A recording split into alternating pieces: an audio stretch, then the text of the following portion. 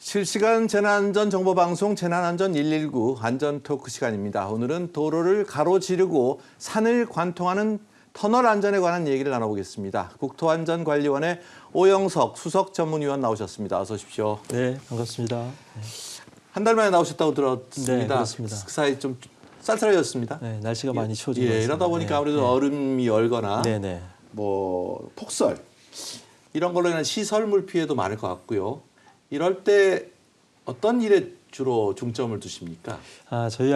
저희 기관이 제가 몇 차례 나와서 이제 말씀을 좀 드렸지만 국토안전 전반에 걸친 일들을 합니다. 가령 뭐 건설공사의 안전 및 품질 관리, 시설물의 안전 및 유지 관리, 또 지하 안전 관리를 이제 총괄하고 있다 보니까 구조물 입장에서는 전 생애 주기에 대한 어떤 관리 체계를 저희가 갖추고 있다 이렇게 보시면 될 것 같고 공간적으로는 지상과 지하를 다 아우르는 안전을 책임지고 있다 이렇게 보시면 되는데 저희 기관이 그러다 보니까 이 취약 시기가 있지 않습니까? 네. 동절기가 있고 하절기 같은 경우에는 이제 혹서기도 있고 하다 보니까 그때마다 저희들이 그 담당하고 있는 분야별로의 담당자들을 대상으로 교육도 시키고 있고 안전을 조치할 수 있는 항목들을 제시를 하고 있습니다. 특히 동절기를 이제 앞두고 있다 보니까 대부분 저희들은 이제 동절기에 맞는 체크리스트를 저희들이 제작을 해서 배포를 하고 있는데 가령 공사 현장 같은 경우에는 화재 위험이 굉장히 높겠죠. 그렇죠. 그래서 화재를 좀 안 날 수 있게끔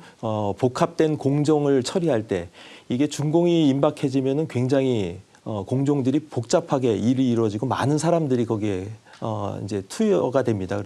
그랬을 때 안전을 확보할 수 있는 방법들에 대한 걸 하고 시설물 같은 경우에는 아까 앵커도 잠깐 얘기해 주셨지만 폭설이나 아니면 또 한랭한 그런 어떤 그 동해 피해를 입는 그런 콘크리트 구조물에 대한 안전 조치를 하려고 저희들이 그거에 대한 안전 조치 내역이나 이런 것들을 알려드리고 있고 저희도 직접 점검을 수행하고 있습니다. 예. 늘 안전이지만 그래도 계절 맞춤형으로 네, 그렇습니다. 보신다. 네.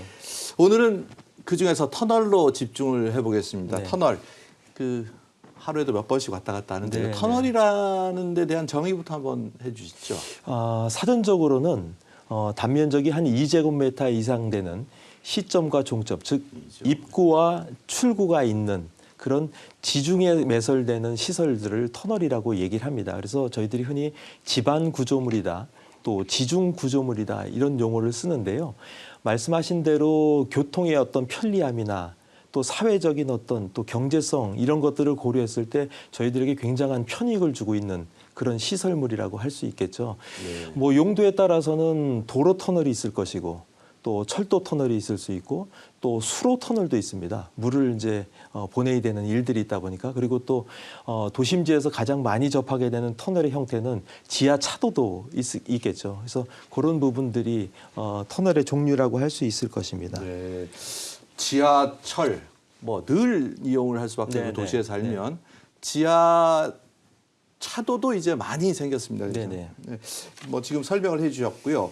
이 지하 터널은 지하 공간의 한계를 이제 확장해가지고 형태를 확장시켜가는 건데 네네. 우리 대표로 서울에 보면 서부 간선도로 밑에 있는 네네. 도로가 있지 않습니까? 네네. 여기에 건설을 앞두고 전후에서 많은 민원이 발생을 했다 그래요. 우선 뉴스를 한번 보시고 네네. 얘기를 이어가겠습니다. 네. 도로를 가득 메운 차들이 좀채 움직이질 못합니다. 서울 서남부 안양천을 따라 한강까지 이어지는 서부 간선도로 곳곳이 최근 교통지옥으로 변했습니다. 이곳 서부 간선도로는 원래도 상습적으로 정체를 빚는 구간인데요. 그런데 최근 이렇게 오목교 일부 차로를 폐쇄하면서 정체는 이전보다 더 극심해졌습니다. 지하차도를 메워 평탄화해 공원을 조성하고 신호등 교차로를 설치하는 사업입니다. 공사 때문에 차로가 줄면서 차량 평균 속도도 절반 이하로 떨어졌습니다. 5분이면 다 통과하는 도로가 지금은 뭐 20분 이상 걸린다는 사람이 많거든요. 성질내고 저희들한테 욕하고. 오세훈 서울시장 협박글이 인터넷에 올라오는 등 시민 불만이 커지자 서울시가 2013년부터 추진된 서부 간선도로 평면화 사업을 중단하기로 했습니다. 지금 오목교 교차로가 막혀 있는데 또 다음 2차 오금교 광명교를 통제한다고 하니까 민원이 좀 폭증한. 상습 정체를 해결하기 위해 기존 중앙분리대를 철거하고 차로를 한 개 늘리기로 했습니다. 대체도로인 서울 광명고속도로 완공 시점을 고려해 서부간선도로 평면화 사업이 진행됐다면 원상복구에 따른 세수 낭비도 막을 수 있었을 거란 지적도 나옵니다. KBS 뉴스 김하은입니다. 그 기존에 있던 지하차도를 메우는 평탄화 작업이라고 그러는데 이것이 이제 추진되다 중단된 상태고요. 그리고 지금 지하차도가 원상 복구됐다고 그러는데 교통 체증이 좀 해소가 됐습니까? 그 평탄화 작업 때보다는 아무래도 좀 해소가 됐을 거라 이렇게 생각이 드는데 대부분 이제 터널 공사를 하는 이유 중에 하나가 지상 공간을 뭔가로 활용하기 위해서 이제 하죠. 여기 뭐 신월동 같은 경우에도 이제 공원화 시키겠다 하는 것들이었었는데 도로를 이용하는 사람 입장에서 보게 되면은 사실은 불편할 수밖에 없는 상황이지만 그렇죠. 예, 환경적인 요소로 봤을 때는 또 굉장히 쾌적한 환경을 제공할 수 있는데 사실 그 사이에서 그 기간을 어떻게 양보하고 버티느냐 하는 그런 문제 때문에 조급지. 네, 그런 게 생기지 않나 하는 생각이 듭니다. 이 지하차도가 도심에 이렇게 생기면 당연히 교통이 좋아져야 될 거고요. 재난이나 안전 측면에서 또 다른 기능이 있을 것 같아요, 분명히. 그 일본 같은 경우에는 재난이 굉장히 빈번한 나라지 않습니까? 네. 그래서 사실은 그런 재난을 좀 없애보자 아니면 피해보자 대응하자는 취지에서 지하 방수라는 것을 건설한 적이 있었어요. 근데 그것이 한 6.3km나 되는 지중해 엄청난 규모의 우리로 얘기하면 빗물 저류장을 굉장히 크게 만든 것인데 빗물을 저류하거나 아니면은 침수 지역의 물을 한꺼번에 담아두어서 지상물을 좀 쾌적하게 만든다는 그런 취지도 있지만 평소에는 재난의 대피 공간으로도 쓸 수 있다는 것이죠. 그렇겠네요. 아무래도 지중 구조물은 지진이 났을 때도 사실은 집안이 전체적으로 같이 움직이다 보니까 전반적으로 안전한 구조물이기 때문에 우리가 이제 대피 공간으로 많이 지하를 선택하는 이유도 그 가운데 있을 것인데요. 다만 이제 지하 차도 같은 경우는 굉장히 좀 짧은 구간을 저희들이 이용하다 보니까 요즘에 이제 기후 변화가 많이 문제가 되고 있지 않습니까? 네. 그러다 보면 극한 강우다 또 지역별로의 어떤 그 강우 패턴들이 바뀌다 보니까 침수되는 경우가 많아서 굉장히 또 위험할 위험한 수 예, 있겠습니다. 있습니다. 그래서 그런 부분들을 좀 조심해야 될 그런 시대적인 상황에 와 있다 이렇게 보시면 될 것 같습니다. 그러다 보니까 당연히 일반 터널보다 훨씬 더 네. 정교한 안전 대책이 필요할 것 같습니다. 대부분의 지하 차도 같은 경우에는 도심지에 또 이용자들이 많은 그런 어떤 교통량을 가진 지역에 이제 형성이 되다 보니까 도로를 지하로 횡단하는 경우죠. 네. 그러다 보니까 구배도 굉장히 좀 급하게 내려가는 경우들이 많죠. 경사도가 예, 쉽지만. 그래서 사실 이 지하 차도 같은 경우는 터널로 분류할 때도 진입이 되는 그 측벽에 옹벽이 있는 부분을 제외한 그 중앙에 통로된 부분들만 터널로 구분을 하는데 문제는 그 노선 자체가 다 문제가 될 수가 있다는 거예요. 가령 이게 이제 비율을 좀 잘 상상해 보셔야 되는데 오산에서 옹벽 사고가 얼마 전에 있었지 않습니까? 예, 근데 그거는 화면에서 볼수 고가 있었고요. 교량하고 연결되는 형태라면 이건 지하로 들어가면서 옹벽부가 생기는 거예요. 그러다 보니까 옆 측선에는 여전히 도로들이 있다 보니 그런 영향들이 이 기후 패턴과 다 맞물려서 굉장히 위험해질 수 있어서 사실은 배수 시스템이나 이런 것들을 잘 갖춰놓는 것이 굉장히 중요하고 또 재난이 발생됐을 때는 아예 지하 차도에 진입을 못하게끔 차단하는 장치들 이런 것들이 필요하다고 저는 보고 있습니다. 외부적 요인으로에 대한 그 안전 대책 말씀하셨는데 결국 지하 터널도 지하 차도 안에서 사고가 났을 경우 교통이 네네. 났을 때 네네. 더 힘들 것 같아요. 그렇습니다. 모든 조치가. 그 차량을 이동할 수가 없는 상황이 생기죠. 터널 같은 경우만 하더라도 1km라고 하는 그 터널 연장을 생각해 봤을 때 차량의 길이를 대충 평균 내보면 한 4m 정도가 될 거예요. 네. 그럼 그 안에 한 250 200여 대의 차들이 갇혀 있게 되는 것이고 네. 특정 차례가 문제가 생기게 되면 사실은 그 안에서 커다란 사고가 날 수밖에 없는 그런 여건을 갖추고 있지 않나 이런 생각이 들어서 그러다 굉장히 보면 아무래도 인명 피해도 네. 추가적인 어떤 사고들도 날 수 있기 때문에 예. 굉장히 제한된 공간 내에서는 저희들이 지켜야 될 사항들을 잘 지키고 또 이러저러한 사고를 대비한 안전 장치들도 해놔야 되지 않나 하는 생각이 듭니다. 인명 피해 통계를 저희가 뽑아놓은 게 있는데 네네. 화면을 한번 보시죠. 네. 그 일반 도로에서 났을 때의 인명 피해와 터널에서 났을 때 지금 화면에 떠 있습니다. 네.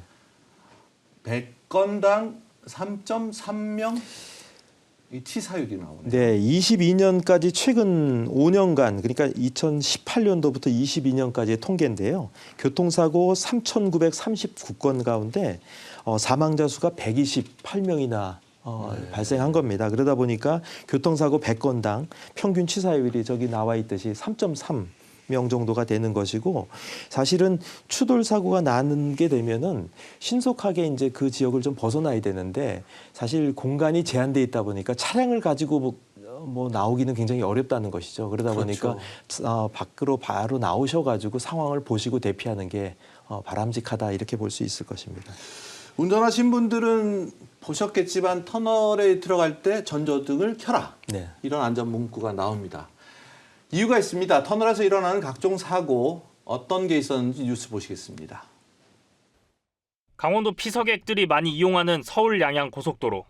1차선을 달리던 승용차가 갑자기 터널 벽과 부딪힙니다. 몇 차례나 구른 뒤 차선을 가로질러 멈춰섭니다. 급하게 속도를 줄이거나 비상등을 켜며 사고 현장을 피해가는 차량들. 그런데 잠시 뒤 한 차량이 사고 차량을 들이받으며 2차 사고를 냅니다. 결국 앞선 사고 차량에서 미처 나오지 못한 20대 운전자가 숨졌습니다. 보지 못하고 3분 뒤에 이 차량이 1차량을 충격을 해서 난 사고입니다. 교통사고 처리특례법상 업무상 과실치사 혐의로 조사를 받고 있습니다. 교통사고 현장에서 흔히 발생할 수 있는 2차 사고. 고속도로에서는 더욱더 치명적입니다. 최근 5년간 고속도로 2차 사고 사망자는 140여 명입니다. 치사율은 50%에 육박하는데 일반 도로 사고보다 6배나 높습니다. 도로공사와 경찰은 고속도로 사고 발생 시 비상등을 켜고 트렁크를 연 뒤 도로 바깥으로 지체 없이 대피하라고 강조했습니다. 하실 때도 차선상에서 하시면 안 되고 경계석에 올라가셔서 그렇게 해주시는 게 제일 좋을 것 같습니다. 또한 사고 사실을 112나 119 등에 빨리 신고해야 2차 사고를 막을 수 있다고 조언했습니다. 버스 전체가 새까맣게 탔습니다. 어젯밤 9시 20분쯤 영동 고속도로 마성터널을 달리던 버스에서 불이 났습니다. 버스 운전자와 승객 34명과 다른 차량에 타 있던 시민 등 모두 65명이 대피했습니다. 이 가운데 5명이 크게 다쳤고 31명은 연기 흡입 등으로 치료를 받았습니다. 소방당국은 한때 대응 2단계를 발령해 진화 작업을 벌인 끝에 1시간여 만에 불을 껐습니다. 소방당국은 버스가 주행 중 미끄러져 벽에 부딪힌 뒤 불이 난 것으로 보고 사고 원인을 조사 중입니다. KBS 뉴스 이세중입니다. 뉴스를 보면 터널에 들어갈 때 전조등만 켜도 네네. 사고 위험을 줄일 수 있을 것 같습니다. 네네. 그 전조등이라는 것을 깜빡하실 때가 참 많았죠. 네. 네. 그래서 보통은 이제 자동으로 이렇게 설정을 해놓는 경우들이 있는데 본인은 바깥에 어떤 시야가 확보된다는 이유로 사실 전조등을 안 켜는 경우가 참 많습니다. 그런데 전조등의 어떤 뭐 효과라고 하는 것은 타인에게 내 위치를 또 알려줄 수 있다는 그런 어떤 이른바 스텔스 차량이라고 그러죠. 맞습니다. 그러니까 차량이 오는지조차도 모르는 경우들도 있어서 사고가 나는 경우들도 있는데 그래서 전조등을 어둡기도 하니까 그 조도를 확보하기 위해서 켭니다. 근데 사실 터널 안에서는 유심히 보신 분들은 알겠지만 차선이 점선이 아니고 실선입니다. 그러니까 차선을 바꿔가면서 운전을 하면 안 되는데 사실은 굉장히 급한 마음에 사실은 차선을 바꾸는 경우들도 있고 그런 가운데 전조등까지 안 켰다 그러면은 굉장히 더 위험할 수 있겠죠. 그래서 사고가 발생되고 터널 안에서의 사고는 추돌 사고로 끝나는 것이 아니라 화재 사고로까지도 이어지다 보니까 굉장히 위험하다고 볼 수 있고 앞서 잠깐 영상에서도 나왔지만 그래서 도로공사에서 이제 구호를 만들었어요. 사고 났을 때. 결국 2차 사고를 막는 게 더 중요한 그렇습니다. 거죠. 그래서 비트박스 이런 표현을 썼어요. 그래서 예. 비상등을 켜고 쏙 들어와요. 트렁크를 열고 그다음에 밖으로 나가서 대피를 하시고 스마트폰으로 신고를 하세요. 이런 어떤 구호인데 전 참 잘 만들어진 구호라고 생각을 하고 이 비트박스만 알고 있어도 사실은 2차 사고를 현저히 줄일 수 있지 않을까 이렇게 생각을 합니다. 두 번째 보신 뉴스는 고속도로 터널을 지나던 버스에서 발생한 화재 사고였는데 당시 화재로 65명이나 터널에서 대피를 했습니다. 대피 과정도 사실 긴박하고 위험할 것 같은데 주의해야 될 게 어떤 게 있을까요? 이게 차량 사고가 나면은 부딪혔다는 이유에서 사실은 충격들 때문에 그 자리를 정신이 없으시겠죠? 네, 없습니다. 그러다 보니까 사실은 누군가가 좀 이렇게 사람들을 안내하거나 이래야 되는데 그런 것이 없어서 이제는 누구나 할 것 없이 그런 어떤 마음가짐을 가지고 이제 빨리 신속하게 차량 바깥으로 나와야 된다 이렇게 생각을 하는데요. 무엇보다도 사고가 났을 때 화재 사고를 대비하기 위해서 터널 안에는 각종 시설들이 설비가 이제 거기에 장착이 돼 있습니다. 네. 그래서 뭐 소화전도 있게 되고 비상 전화도 있게 되고 또 하다못해 장대 터널, 그러니까 긴 터널 같은 경우에는 여러 장치들로 졸음 운전을 방지하기도 하지만 또 사고가 났을 때 대피할 수 있는 공간들, 또 터널 중에서는 이렇게 상행선, 하행선이 있게 되면 그 상하행선을 연결하는 피난 연결갱이라는 것이 있습니다. 예. 피난 통로. 예, 네. 그쪽으로 이제 대피할 수 있는 공간들이 있다 보니까 그런 위치 파악들을 잘 해두시는 게 굉장히 중요하고 신속하게 대처하는 게 필요하다 말씀드릴 수 있겠습니다. 사고를 당하신 분들은 그렇게 침착하셔야 되고 네. 사고를 목격했을 때는 신고를 바로 해주시기 예전에는 위해서. 그 터널 안에서 라디오가 잘 안 들리고 네, 이런 네, 적도 있는데 요즘은 인터넷이나 전화, 무선 전화 다 잘 된단 말이죠. 네, 네. 어떤 조치를 스마트폰으로 뭐 신고하시는 경우가 제일 빠를 수도 있겠죠. 네. 그런데 이제 터널 안에는 50m 간격으로 그런 어떤 비상 전환과 또 소화전들이 위치해 있습니다. 그런데 이제 거기가 사실은 안전적으로 좀 취약할 수 있는 게 그 점검로라고 해가지고 도로에서는 좀 올라가기가 좀 어려운 그런 위로 올라서기가 어려운 그런 위치에 포함돼 있어요.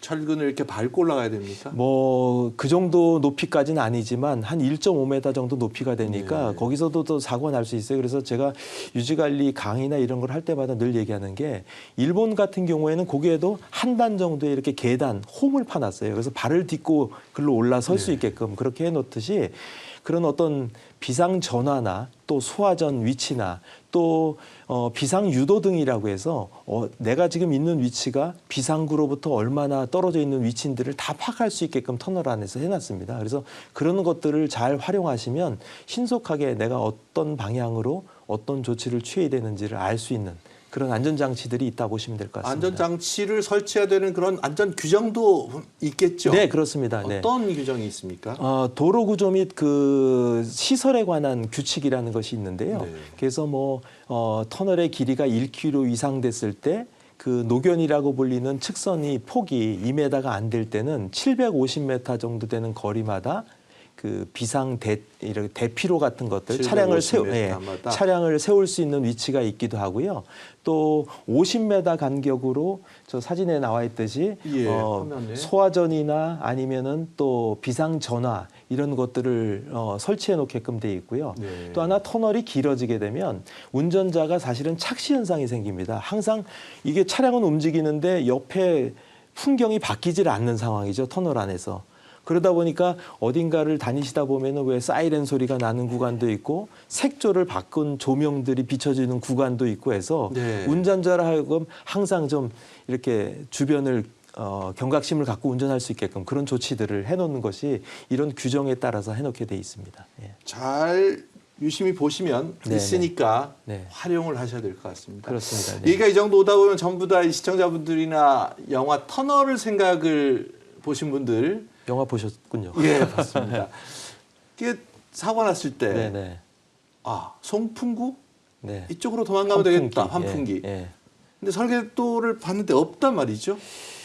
그 그럴 수가 있습니까? 영화를 보신 분들은 알겠지만 사실은 터널이 무너질까 하는 것 때문에 이 영화가 2016년도 8월경에 나왔어요. 제가 그 당시에 꽤 저희가 됐구나. 이제 토목공학에서도 터널을 전공한 사람이다 보니까 네. 저한테 굉장히 각종 문의나 아니면은 영화 제작할 때 예. 아니 제작한 후에 사고가 사고 난 거에 이후에. 대해서 뭐 기사를 써달라 이런 주문들이 참 많이 있었는데 사실은 터널 공사라는 것은 처음에 굴착 공사를 할 때 집안이 안정화돼 있던 것이 불균형화되면서 사실은 무너질 수 있는 확률이 높지 만들어 놓은 다음에는 사실은 점점 안정화가 돼가는 그런 시설물이라고 볼 수 있습니다. 그래서 처음에만 잘 만들면 예, 문제는 그렇습니다. 없다. 문제는 없는데 다만 이제 터널이라는 공사 과정을 보시게 되면 지중 구조물, 집안 구조물이다 보니까 우리가 집안의 상태는 자연이지 않습니까? 네. 아무리 조사를 많이 한다 하더라도 막상 굴착해 들어갔을 때 만나게 되는 집안의 어떤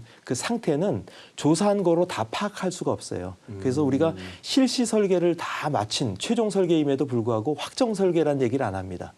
굴착해 들어가면서 바뀌게 되는. 그런 걸 그림으로 그러니까 우리가 설명하시면 우리가 상상하는 것과 다르다 이거죠. 우리가 딛고 다니는 땅은 왼편에 굴착전 같이 이렇게 균형을 이루고 있는 집안인데 네. 굴착을 하게 되면 공간이 만들어지면서 집안이 불균형된 응력이 불균형한 상태가 돼버린다는 거죠. 그걸 네. 안전하게 균형을 맞추는 작업이 터널 공사예요.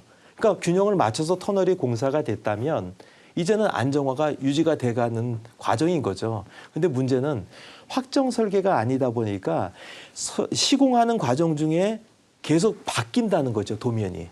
그렇다면 완공이 된 다음에 처음에 설계됐던 도면과는 달라질 수가 있다는 것이죠. 영화에서도 사실은 그런 부분을 지적한 거예요.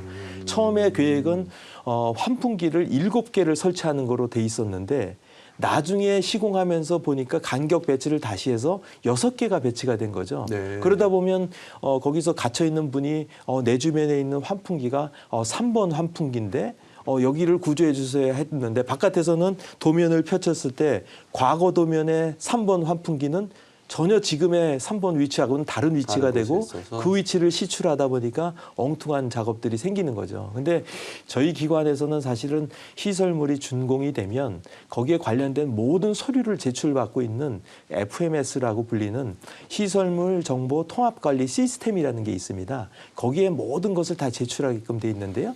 그 시스템에도 바뀌어지지 않은 도면이 들어올 때가 있어요. 그래서 사실은 저도 한번 그런 경험을 한 적이 있었는데 관리 주체나 이런 데서는 준공이 끝난 다음에 서류 제출했을 때 이게 최종적인 도면인지 바뀌어진 내용들이 정확하게 기술이 돼서 제출이 되는 건지를 좀 확인해 주실 필요가 있습니다. 사고가 안 나면 별 문제가 없겠지만 사고가 났을 때 그 도면을 활용해서 구조군안을 해야 되는데 전혀 다른 위치를 찾아갈 수밖에 없는 상황이 벌어지고 있다는 것이죠. 영화에서 같은 일이 있으면 안 되는데 생겼을 때 대처를 하기 위해서는 네네. 도면과 현실이 똑같아야 된다. 네, 그래서 최종적인 도면이나 설계 도서가 어떻게 마무리됐는지를 보고 제출을 해주셔야 된다 이런 말씀을 드릴 수 있겠습니다. 이제 터널이 요즘은 거의 일상생활 속에 뭐 필수 불가결한 요소가 네. 됐는데 예전보다 길고 네, 커지긴 했어요. 네. 근데 대신 길다 보니까 휘어진 구간도 또 많아졌습니다. 이참 개선이 되기가 힘든 모양이죠. 가급적이면 운전자 입장에서도 그렇고 직선이면 가장 좋겠죠. 네. 근데 이제 특히 도로 터널 같은 경우에는 터널 길이가 길어지다 보면 사실은 굴착해 들어가는 집안 상태가 굉장히 안 좋기도 하고 또 지상부에 어떤 굉장히 중요한 물건들이 있을 수 있죠. 문화재가 있을 수도 있고 중요 시설이 있을 수도 있다 보니까 가급적이면 그것들을 좀 피해서 안전하게 설계를 하려다 보니까 이제 곡선이 되기도 하는데 사실 이 곡선화가 됐다 하더라도 운전 속도, 그러니까 설계 속도가 미리 결정돼 있다 보니까 그 속도에 맞춰서 이 클로소이드 곡선이라고 해서 그 곡률 반경을 안전 운행할 수 있는 정도로 만들어 놓습니다. 그래서 네. 안전하게 이제 시공이 된다 이렇게 보시면 될 것 같은데 철도 같은 경우에는 속도가 워낙 빠르죠. 그러다 보니까 가급적이면 이제 직선화를 추구하려는 노력을 하고 있죠. 예. 말씀하신 김에 여쭤보고 싶은데 시속 300km 되지 네네. 않습니까? 네네. 뭐 차량 속도에 뭐 비할 바가 못 되는데 그 안전 기준이나 대처 같은 걸 어떻게 관리하십니까?